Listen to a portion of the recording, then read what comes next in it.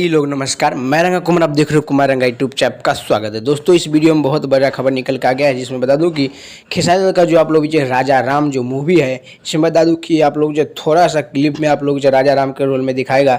इससे बता दूं कि आप लोग वीडियो के स्क्रीन पे जो चल रहा है, इससे नहीं मतलब लग रहा है कि आप लोग जो ये पूरा मूवी ही राजा राम के टाइप का होगा, तो ऐसा नहीं है दोस्तों। उसमें हर एक टाइप के रहेगा, लेकिन आप लोग बता दो कि ये बड़ा फिल्म होगा। इसमें बता दूं कि ये हिंदी भाषा में भी आप लोग इसे देखने को मिलेगा। हो सकता है हिंदी भाषा में ज़रूर है, क्योंकि ये हिंदी के टाइप का थोड़ा है आप लोग से। तो आप लोग ज़्यादा से ज़्यादा वीडियो से देखिए, ताकि हर एक फैन के गलतफहमी हो जाएगा कि राजा राम का मतलब ये पूरा रोल राजा राम का ही होगा। तो ऐसा नहीं है, हर एक रोल रहेगा हीरो का, जैसे आप लोग बीच में वैसे रहेगा। जैसे राजा राम का रोल लुक सब आप लोग बहुत ही वायरल हुआ था, वो भी आप लोग देखे हो।